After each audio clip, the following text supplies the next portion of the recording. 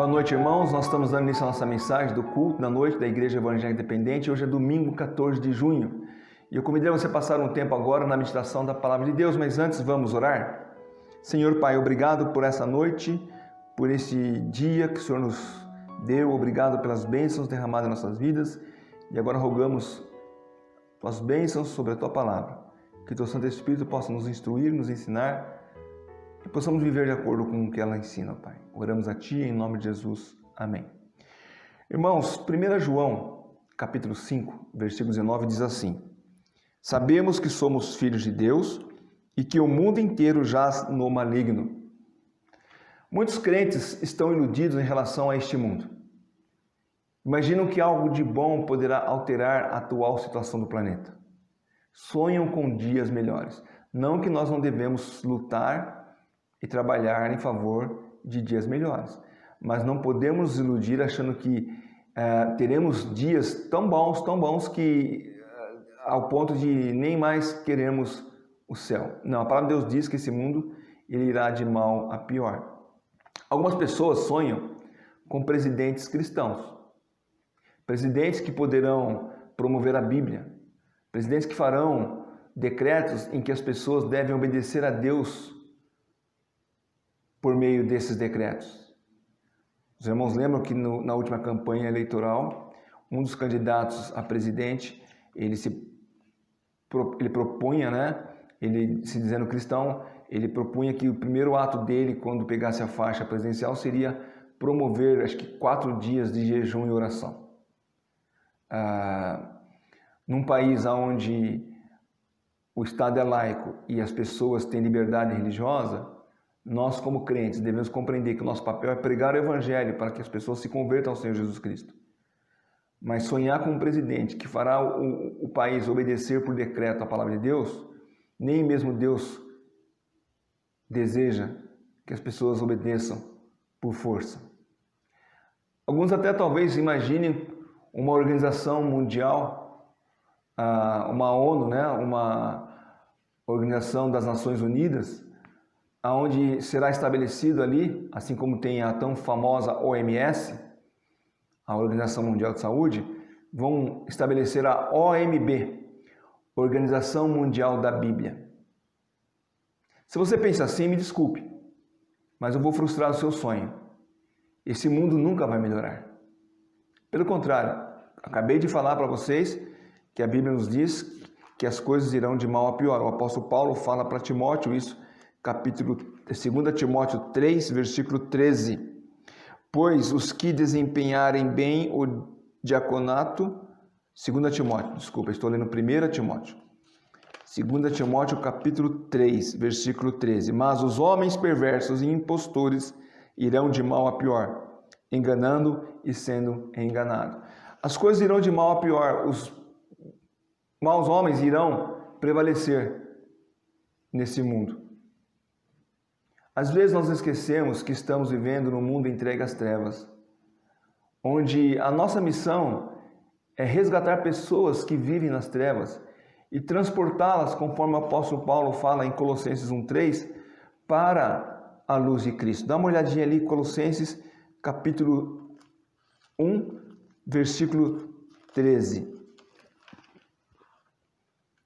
Ele nos libertou do império das trevas e nos transportou para o reino do Filho do seu amor. Esse é o papel do crente. Nós que fomos transportados para o reino do Filho de Jesus Cristo, devemos agora levar pessoas.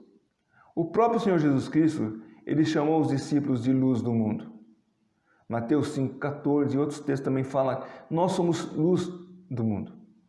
Essa luz não vem de nós mesmos, mas o próprio Cristo, ele é a verdadeira luz. E nós devemos brilhar nesse mundo. 1 João 1,5, nós já lemos 1 João 5,19, agora 1 João 1,5 declara que Deus é a luz. A luz, nós não temos luz própria, mas nós refletimos a luz de Deus. 1 João 1,5. Ora, a mensagem que da parte dele temos ouvido e vos anunciamos é esta, que Deus é luz e nele não há treva nenhuma. Deus é luz. Cristo é a manifestação dessa luz. João quando João escreve o seu evangelho e ele então começa a falar que no princípio era o Verbo se fez carne, e ele vai ali dizendo como Jesus Cristo veio ao mundo e que o próprio Senhor Jesus Cristo, que o Senhor Jesus Cristo é o próprio Deus. No versículo 4 de João, capítulo 1, ele diz assim, João, capítulo 1, versículo 4: a vida estava nele e a vida era a luz dos homens. A luz resplandece nas trevas e as trevas não prevaleceram contra ela. Ainda no capítulo 8 do mesmo evangelho de João, o próprio Senhor Jesus Cristo declara isso. Vamos ler João 8:12 e também João 9:5. João 8, versículo 12. O próprio Senhor Jesus Cristo diz: de novo lhes falava Jesus, dizendo: eu sou a luz do mundo. Quem me segue não andará nas trevas, pelo contrário, terá a luz da vida. E no capítulo 9, versículo 5, enquanto estou no mundo, sou a luz do mundo. Jesus se apresenta dizendo: eu sou a luz do mundo. Ainda João 8,12 diz isso, né? Nós acabamos de ler. Contudo, a luz de Deus manifestada em Cristo é também refletida nos redimidos, tanto coletivamente como igreja, quanto individualmente como crentes, pessoas que estão vivendo em diversos lugares da cidade, do campo, espalhado pelo mundo todo. Como igreja somos luz do mundo e como crentes também somos luz do mundo. Então, a declaração de Jesus Cristo em Mateus 5,14, vós sois luz do mundo, é justamente porque nós refletimos a luz de Jesus Cristo. Trocando em miúdos, o crente deve brilhar em meio às trevas. Somos como um farol dando norte aos perdidos nas trevas. As pessoas vivem no mar de trevas. Elas precisam desesperadamente encontrar um porto seguro. E nós, como farol, estamos sinalizando: vem para a luz, siga até ela. Nela você encontra o porto seguro. Um navio em meio à tempestade, quando ele enxerga a luz do farol, ele não está salvo ainda. Ele precisa ir em direção àquela luz para chegar até aquela ilha, até aquele porto. Nós refletimos a luz de Cristo e devemos fazer com que as pessoas sejam atraídas até o Senhor Jesus Cristo. Esse é o papel de nós como crentes. Não somos o porto, mas estamos neste porto. E como luzeiros, nós estamos iluminando em meio às trevas os perdidos para que possam também encontrar salvação em Jesus Cristo. Se quisermos usar uma outra analogia, Spurgeon dizia o seguinte: evangelismo é um mendigo contando a outro mendigo onde encontrou o pão. De todo modo, nós vivemos num mundo de trevas, um mundo faminto do evangelho. Como disse Oswald Smith, a tarefa suprema da igreja é evangelização do mundo. Para quem não sabe, Oswald Smith foi um advogado que se candidatou à obra missionária, mas ele era considerado muito frágil para ser missionário. Então, o que ele fez? Ele assumiu o compromisso. E ele dizia: se eu não puder ir, mandarei outras pessoas. E ele trabalhou arduamente toda a sua vida para arrecadar fundos, a fim que enviasse aqueles que o Senhor chamasse para a obra. Então, a visão de Oswald Smith deve ser a nossa visão: evangelizar o mundo. Este papel de evangelizar o mundo não é privilégio daqueles que são chamados, mas de todos nós, porque todos fomos chamados. Lembre, o Senhor Jesus Cristo disse: ide por todo o mundo. Ou, uma melhor tradução, indo por todo o mundo, pregar o evangelho. É papel de todos nós. Deus tem realmente convocado alguns dos chamados para ir em campos distantes, mas de repente Deus o convocou para levar o evangelho na universidade, no chão da fábrica, no comércio, no escritório, aonde você foi colocado por Deus, você deve ser luz brilhando no meio das trevas. Tanto você como eu, nós somos chamados para ser luz em meio às trevas. Nosso desafio é combater as trevas ao qual o mundo já está entregue. Nós não podemos esquecer que o príncipe desse século não é o Senhor Jesus Cristo, mas Satanás. Vejam lá, 2 Coríntios 4, versículo 4 e 6. 2 Coríntios 4, versículo 4 a 6. Nos quais o Deus desse século cegou o entendimento dos incrédulos, para que lhes não resplandeça a luz do evangelho da glória de Cristo, o qual é a imagem de Deus, porque não nos pregamos a nós mesmos, mas a Cristo Jesus como Senhor e a nós mesmos como vossos servos por amor de Jesus.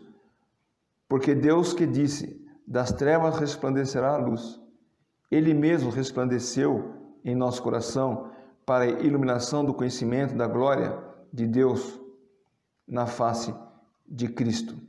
O Deus desse século. Quem que é o Deus desse século? Quem que é o príncipe desse mundo? É Satanás. Não adianta declarar, essa cidade é do Senhor Jesus Cristo.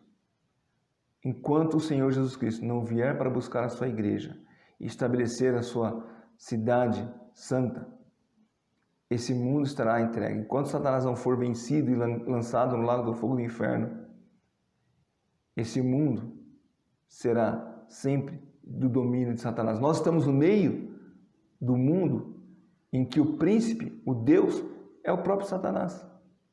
E nós, como Paulo fala aqui, nós estamos em meio às trevas para iluminar a essas pessoas. Nós estamos aqui para ser luz no meio das trevas. João capítulo 12, versículo 31, o Senhor Jesus Cristo também, ele diz assim, João 12, 31, chegou o momento de ser julgado este mundo, e agora o seu príncipe será expulso. Quem que é o príncipe desse mundo? É Satanás. Aqui o Senhor Jesus Cristo estava falando a respeito do início da sua crucificação. O mundo seria julgado ali. Mas Satanás, ele ainda não foi expulso. Por outros textos da palavra de Deus, nós sabemos bem isso. Ele continua ativo, agindo no planeta. E nós somos luz no meio dessas trevas. Muitos declaram ter amarrado Satanás, mas não se engane. Ele está vivo, está ativo nesse exato momento. E ele está atuando como agente do mal. Seu propósito é seduzir e manter os perdidos em seu aprisco. Essas pessoas já estão sob domínio dele. E o nosso papel como crentes é levar o evangelho a essas pessoas para que elas possam ser resgatadas por Cristo. Passando a partir desse momento em que aceitarem a Cristo como Salvador, passarem para o aprisco do Senhor Jesus Cristo. O nosso papel não é amarrar Satanás. Quem vai fazer isso será o próprio Senhor Jesus Cristo.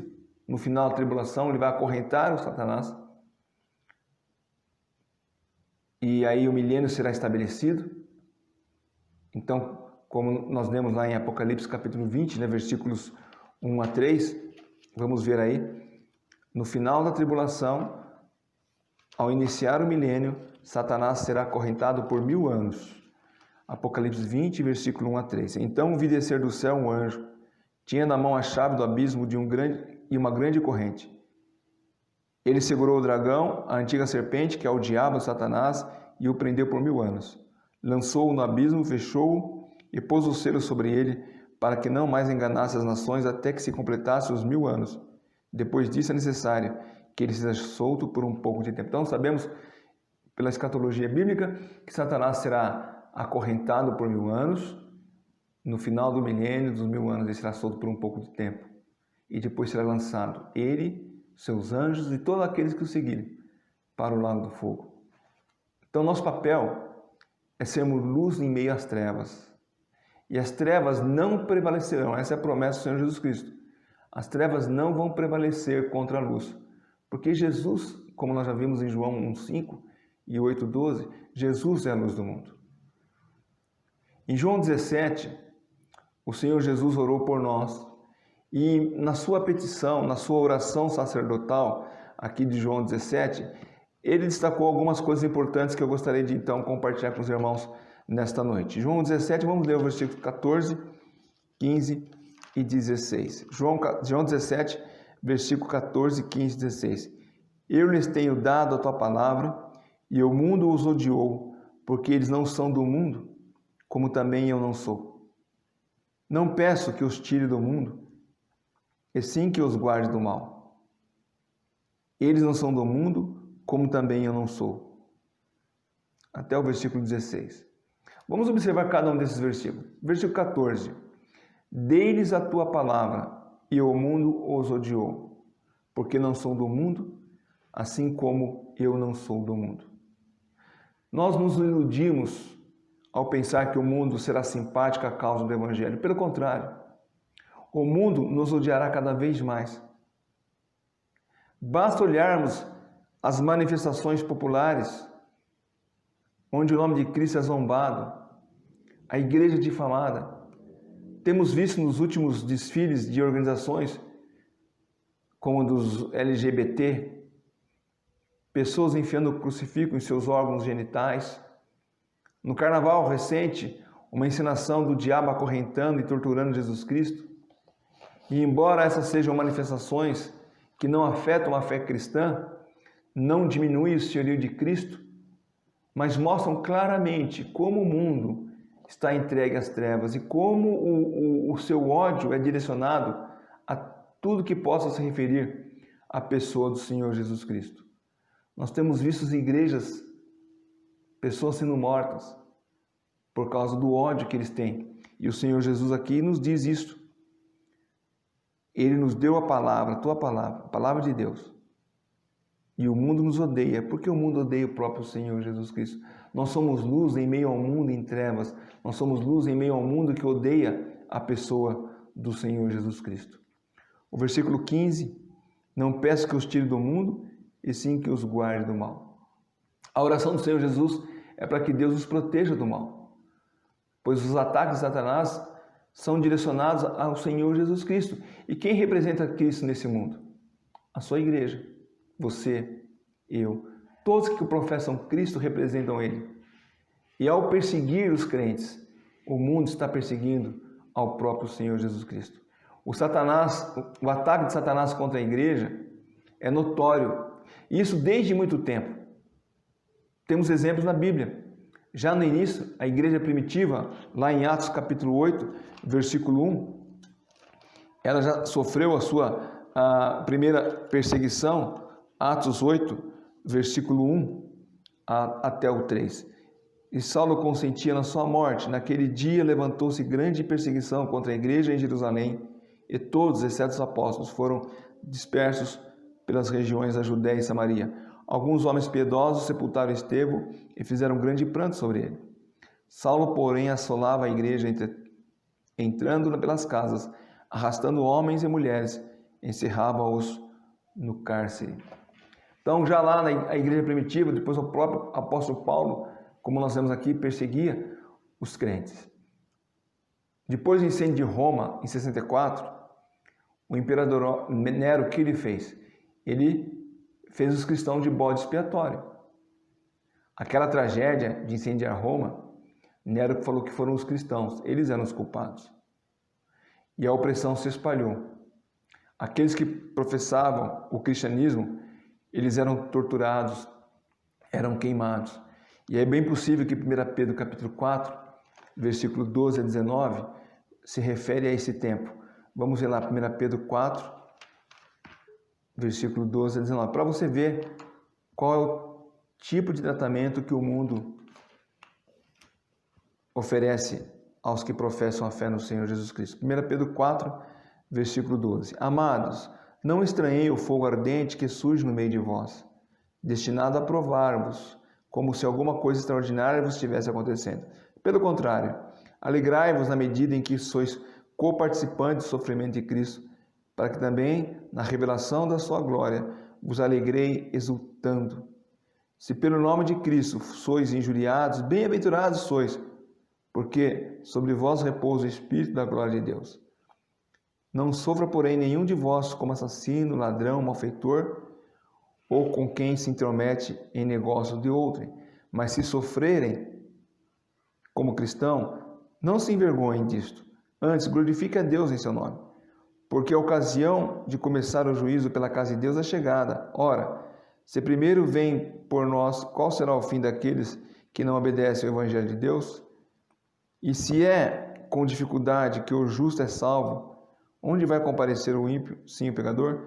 Por isso também, os que sofrem segundo a vontade de Deus, encomende a sua alma ao fiel Criador na prática do bem. O mundo odeia o crente.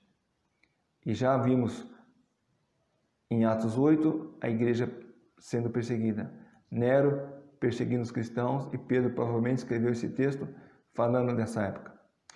Outros acontecimentos da história, conhecido como o Massacre de São Bartolomeu ou a Noite de São Bartolomeu, foi um episódio da história na França, na repreensão ao protestantismo. As matanças foram organizadas e elas começaram no dia 24 de agosto de 1572. Durante vários meses, eles começaram a perseguir os cristãos. Começou em Paris, depois se espalhou por outras cidades da França, e estima-se que cerca de 70 mil cristãos foram mortos naqueles dias. Mais de 300 deles deixaram a França por causa da perseguição. E a noite de São Bartolomeu, no dia 24 de agosto, dizem que pelo menos 3 mil pessoas morreram por professar a fé no Senhor Jesus Cristo. Esse é o tipo de tratamento que o mundo dá aos cristãos. Com o surgimento do sistema comunista, estima-se que cerca de 12 a 20 milhões de cristãos foram mortos. Isso dentro do país soviético. Temos os chineses, os norte-coreanos e outros que se identificam com uma política comunista. E até hoje, cristãos estão morrendo na China, na Coreia do Norte. Basta você ler aí os relatos que nós recebemos essas informações. Nos nossos dias, os países islâmicos, eles continuam a perseguição e a matança daqueles que são luz no meio das trevas. Esses grupos perseguem, torturam e matam os crentes. Mas eles podem continuar fazendo isso, mas não vão poder calar a voz do Evangelho. Já tentaram fazer isso no passado. Porque eles não estão tratando de pessoas. Eles não estão tratando de algo humano. Eles estão tratando de algo sobrenatural, algo espiritual. Eles estão lutando contra o próprio Senhor Jesus Cristo. Assim como o Senhor respondeu a Paulo, quando Paulo perguntou: quem és tu, Senhor? Ali em Atos 9, 5, ele diz: eu sou o Cristo a quem tu persegue. Mas Paulo não estava perseguindo cristãos, Paulo não estava perseguindo pessoas, mas Paulo estava perseguindo o próprio Senhor Jesus Cristo. E nós somos perseguidos diariamente. Talvez não de maneira tão veemente como acontece nos países islâmicos, países comunistas, mas existem perseguições no meio cristão. O versículo 16 aqui que nós estamos lendo nessa passagem de João 17, João 17, voltando lá para o texto, versículo 16, diz assim: eles não são do mundo, como também eu não sou. Alguém certa vez brincou e disse que os cristãos são ETs, no sentido de não serem desse mundo. De fato, nós vivemos aqui, mas não somos daqui. Assim como o Senhor Jesus Cristo não é desse mundo. O que nós somos, Paulo fala em 2 Coríntios 5:20, nós somos embaixadores de Cristo nesse mundo. Nós somos representantes de Jesus Cristo nesse mundo. Nosso papel é mostrar ao mundo que o reino do Senhor Jesus Cristo é melhor que o reino desse mundo. O mundo que nós vivemos é um mundo de trevas. O reino desse mundo é de trevas. O nosso reino é de luz. O versículo 18 aqui de João 17 diz: assim como tu me enviaste ao mundo, também eu os enviei ao mundo. Nós somos enviados ao mundo para ser luz em meio às trevas. E a promessa que nós lemos no começo dessa mensagem: o maligno não nos toca. Nós somos protegidos pelo Senhor Jesus Cristo. Podem acabar com a nossa vida, tirar a nossa vida. Alguém pode dizer: como é que você disse que o maligno não nos toca se você acabou de falar vários relatos de pessoas que morreram por causa do Evangelho de Jesus Cristo? Tiraram a vida do corpo, mas não tiraram a vida que está com o Senhor Jesus Cristo. Nós somos crentes no meio de um mundo de trevas. O versículo 21 ainda diz assim, daqui em João 17: a fim de que todos sejam um, como és tu, ó Pai, em mim e eu em ti.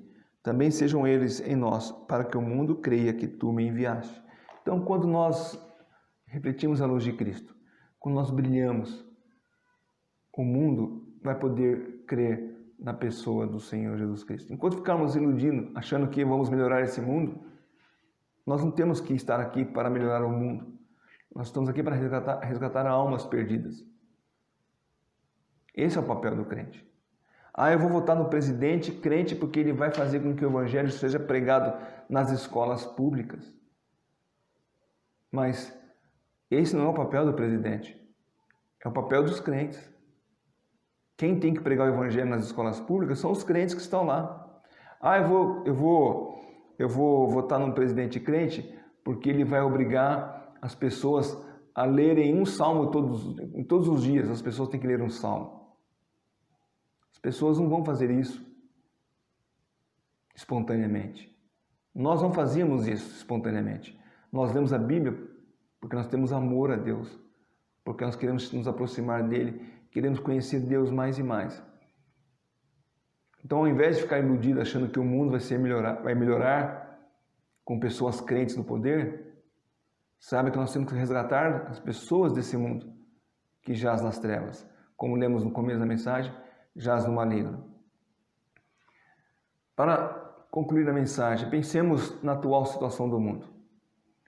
O planeta agoniza por conta de um vírusinho insignificante, um vírus invisível aos olhos humanos. Quando eu chamo de vírus insignificante, eu não estou subestimando a capacidade de matar, mas estou dizendo que ele é insignificante no sentido que o homem se orgulha de tantas conquistas. O homem se orgulha de ter conquistado o espaço. O homem se orgulha de invenções que nós usufruímos delas e são boas invenções. A tecnologia que nós estamos usando para pregar o evangelho é fruto disto. O homem se orgulha de todas as suas conquistas. De ter ido ao espaço, ter conectado as pessoas de um extremo ao outro planeta por meio da internet, mas mesmo assim, ele ficou de joelhos a um vírus chamado Covid-19. A humanidade, de repente, ficou sem esperança, sem expectativa, tateando na escuridão à procura de uma luz no fim do túnel. A grande preocupação é descobrir uma vacina que possa proteger a humanidade desse mundo contra esse e outros vírus. E os crentes, que eles estão fazendo? Muitos estão de braços cruzados. Os crentes deveriam levantar a bandeira do evangelho, anunciar às pessoas que mesmo que encontremos a cura desta pandemia e de futuras doenças, uma questão ainda está pendente. Aonde você passará a eternidade? Mesmo que vençamos a pandemia, mesmo que as pessoas possam viver até 100 anos, uma coisa é certa, Hebreus 9:27 diz: ao homem está ordenado morrer uma única vez. O que você fará com relação à eternidade? Para onde a sua alma irá? Ela se manterá nas trevas ou irá para a luz de Jesus Cristo? Para encerrarmos a mensagem, vamos ler Colossenses capítulo 1, versículo 13 e 14. Colossenses 1, 13 e 14.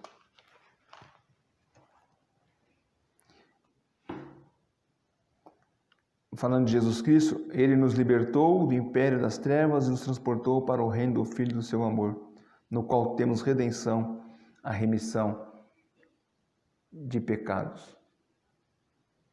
Veja, você já foi liberto do império das trevas? Pense nisso. Você continua nesse mundo entregue às trevas ou já foi transportado para a luz do mundo, que é Jesus Cristo? Pense nisso.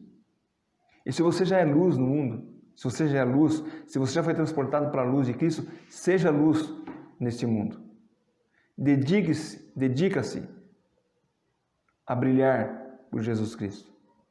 Se você é filho de Deus, não deixe ser seduzido pelo império desse mundo, mas viva para a glória de Jesus Cristo. Vamos orar. Senhor, te louvamos por Jesus Cristo ser a verdadeira luz. Ó Pai, aquela luz que um dia nós enxergamos e fomos até ela. E agora o Senhor nos convoca a brilhar nesse mundo de trevas. Ó Deus, mesmo que o mundo jaz no maligno, o Senhor nos deixou nesse mundo para resgatar almas que estão morrendo e indo para o inferno. Capacita-nos, ajuda-nos, ó Pai, que possamos verdadeiramente brilhar para a honra e glória do Teu Filho Jesus Cristo. Oramos a Ti e pedimos que o Senhor nos abençoe essa semana. Ó Pai, que o Senhor nos abençoe a cada momento dessa semana, os nossos afazeres, ó Deus, que o Senhor nos ajude em nossas decisões e que nós possamos gozar da paz de Cristo em cada momento dos dias da semana que inicia. Rogamos a Ti, ó Pai, para que a graça do Senhor Jesus Cristo esteja com todos. Oramos em nome de Jesus. Amém.